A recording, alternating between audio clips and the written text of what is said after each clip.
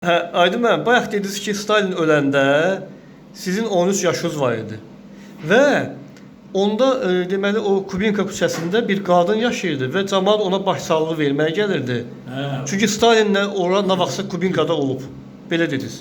İskra qəzetinin redaksiyası oldu. redaksiya. Kubinkada. Redaksiya, O küçənin adı redaksiya yox, mətbəəsi. mətbəəsi, redaksiya Hə, mətbəəsi. mətbəəsi idi. Oranı seçmişdilər. Özlər o evin yiyəsi, bunlar Fatmeylilər idi. Bir Perver paralelli Fatmeylilərin məhəlləsi idi. Mənim də anam tərəf Fatmeylilərdir. İskrovski küçəsi idi, Sovet hüküməti vaxtında ora. Evet. Yanında doğru. Deməli, o yeri nişan vermişdi Stalinə, oğlu, həmən ev yiyəsinin oğlu. Bəli. O demişdi ki, bizdə belə bir padval var falan beşmekan. Stalin də gəlib baxıb bəyənmişdi və oranı eləmişdilər məhbəə. Şirif, zat falan beşmekan alıb Stalin götürüb yerin altında eləmişdilər onu. Orada fayton da saxlayırdı, atları saxlayırdı ev yiyəsi. Bəli. Onun altında padvalda iş görülürdü. Bax orada o bir kadın, bir kişi, bir de şu uşaqları. Stalin oraya tez-tez gəlirdi və həmən o taxçanın taxtasını çıxardandan sonra asanlıqla o düşürürlər, evin altına düşürürlər. Aha. Hə. Deməli, günlərin bir günü Stalin faytonda gəlir həmən yerə, mətbəəyə. Kubinkaya. Kubinkaya, həmən bu ev yiyəsində evinə. Girir içəri, düşür o padvala. O anda oğlu, bunun ev yiyəsinin oğlu, bayırda yanıb gözləyirmiş fayton. Gəlir, minir faytona. Fayton tərpənən kimi, sən demə, arxadan güdürlərmiş ki, Stalin'i vursunlar. Tabanca ilə vururlar, faytonun arxasından vururlar. Məlum olur ki, Stalin yox, bu ev yiyəsinin oğlunu öldürürlər. Bəli. Bu faktı bu. Ondan sonra bu Sovet hakimiyyəti ki, Azərbaycanda quruldu. Qurulandan sonra Stalin ölənə qədər həmən oradakı o qadına hər ay bir pasolka göndərirdi. İndi içində nə var idi, nə yox idi bilmirəm. Amma daima alırdı o pasolkanı qadın. Çarşablı bir qadın idi. Özü bizim qohum idi. Fatmeyli. Fatmeyli hamısı qohumdu bir-birinə. Stalin ölən deməli ağır vəziyyətlər, bəlkə də onu yalandan deyirdilər. Çünki girirlər içəri, görürlər ki, Stalin ölüb əslində. Bəli. Amma orada ölməyini dəqiqə və saat və saat, dəqiqə və dəqiqə elan. Bir dənə orada işıq direği var idi. Orada bir dənə radio qurdular. O radio sesi götürürdü, təzə bazarın adamsı sesi götürürdü. Və Stalinin ölümü haqqında dəqiqə və dəqiqə xəbər verirdi ki, Stalinin vəziyyəti nə yerdədir. Cəmaat hamısı qan-qara, zad belə gezirdilər, bir ataları ölüb. O cümlə mən də uşaq idim, mən özüm də otobüs, atam üçün o qədər dərd çəkməmişəm. Stalin üçün oturur, dərd çəkirdim ki, bu öləcək, nə olacaq? 13 yaşım vardı. Aydın müəllim, bu başsağlığı verməyə gəlirlərmiş bura. Stalin. Bir də onu gördüm, bu küçələr də enli küçələr deyir axı, Təzə bazarın altı amma enlidir. Avtobuslar gəlirdi, yekə avtobuslar. Başqa ölkələrdən. Gürcüstandan, əsas Gürcüstandan gəlirdi.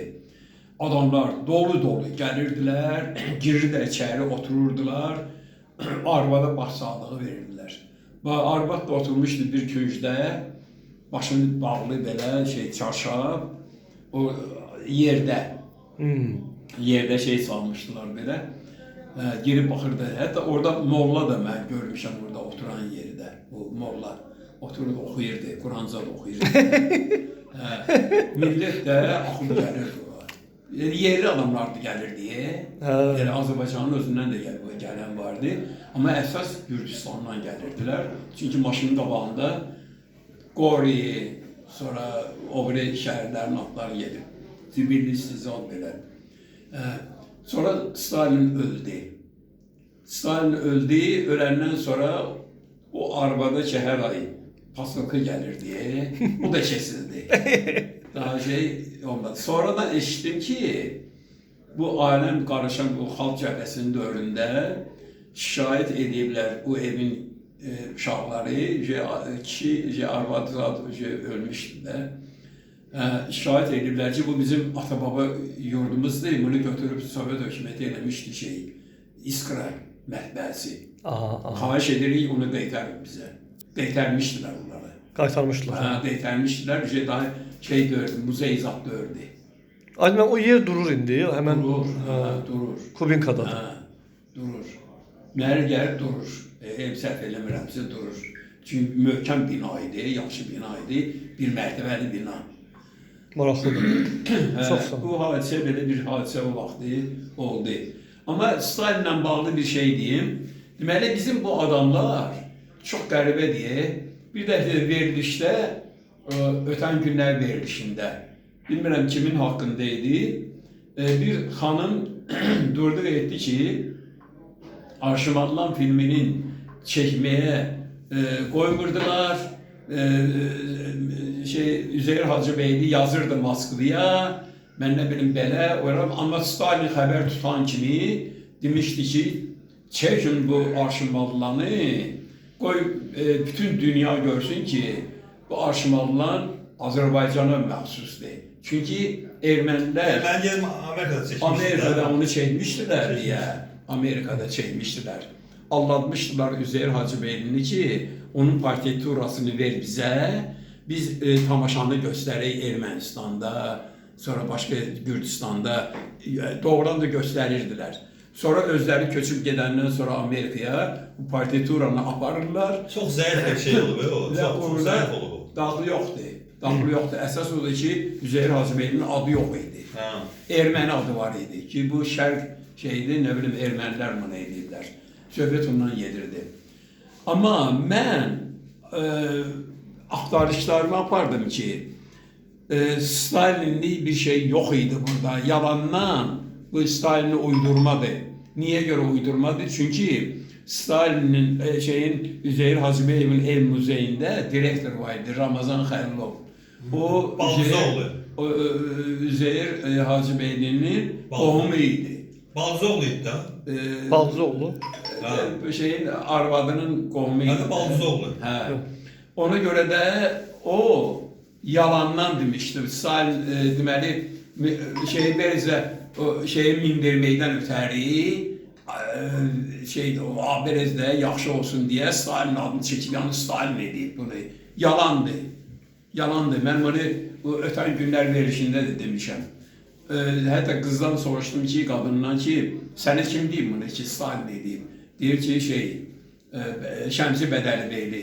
Dedim, Şəmsi Bədəlibeyli özünü anladı da. Həmən o adam özü anladı. Niyə görə? Çünki o öləndən sonra deməli, oğlunda tapşırır ki, ölməmişdən. Üzeyir Hacıbeylinin ən lazımlı sənətləri mən muzeyə verməmişəm, saxlamışam özümdə. O da satmaq istəyir. Bir çamadan sənədlər evində bunu yatırmış. Həmən Ramazan, deməli, quldur oldu be o, quldur. Muzey direktoru yox. Özü öləndən sonra tapşırıb oğluna ki, sən götür bu çamadanı, get xaricə. Xaricdə bunları sən milyarda satacaqsan. Qiymətli sənətlər oldu içərisində bir çamadan. Oğlu da vırım qoltuğunu gedəndə ayrı bağzalar, orada açırlar, görürlər, burada sənətlər gedir. Bura hardan? Mənimki də buralar. Hardan səninki? Biz atomdan qalıb. Atom kimdir falan kes. Deməli, bu muzeyin bütün bu arxivini oğrayıb bu adam. Belə bir adam, şarlatandır bu. Bu ola bilməz ki, düzgün danışsın. Stalin olmayıb bu məsələdə Arşimadlanda. Mən sübut edirəm bunu. Əlimdə sübut var. Deməli, arxiv sənədləri var. 1940-cı ildə Arşimalananın senarisi artıq hazır idi. Müharibə başladı qaldı da o yarımçı. Deməli, bu senari yazılır. Ədsətlər Atakiyevi çağırırlar, gəl. Sonra kimlərisə çağırırlar və bunlar hazırlıq işləri aparırlar ki, filmi çəksinlər. Amma müharibə başlayır. Ona görə də bu qalır. Bir ayrı filmlər də olub qalır, bu da qalır. Toronto da qalmışdı ona bir yerdə. O qalan, deməli, bu film qalır. Xeyli, yəni şeydə, plandan çıxarılır. Müharibə gedə-gedə bu filmin çəkilişini 43-44-cü illərdə ortaya çıxardırlar ki, bunu biz çəkək. Deməli, Moskvanın özü razılıq verməyinə baxmayaraq, Moskvadan məktub gəlir ki, siz fikirləşin görək ki, ya, bu filmi çəkmək lazımdır ya yox. Bunu, deməli, ölkənin başçısı, yəni Mircəfər Bağırovla məsləhətləşin. Çünki bu filmin Sovet hökumətinə heç bir daxlı yoxdur. Bu, inqilabdan qabaq xanlar, beylər, bunların həyatıdır. Bunun Sovet hökumətinə heç bir daxlı yoxdur. Ona görə məsləhətləşin, deməli, ölkənin başçısı ilə və qərar çıxardın. Belə bir məktub gəlir Moskvadan. Əgər Stalin buna qol qoysaydı, ona məktub idi gəlirdi Bakıya. Bəli. Bu bir. Bizimkilər də hay gələydi. Deməli, başlayırlar müşavirə keçirtməyə, müşavirədə başlayırlar bu senarini tənqid eləməyə. Burada falan şey düz döyür, falan şey burada belə gəldi, öz miskilər. Çünki məktub gəldi bax Moskvadan. Başlayırlar bunu sökməyə senarini. Üzeyir Hacıbeyli razı olmuyor. Razı olmur, amma bu senarini saxlayırlar. Saxlayandan sonra, deməli, kinostudiya direktor təyin olunur Rəsul Rıza. Bax, Rəsul Rızanın gəlməyi 44-cü ildə. Değişir, bütün məsələləri değişir.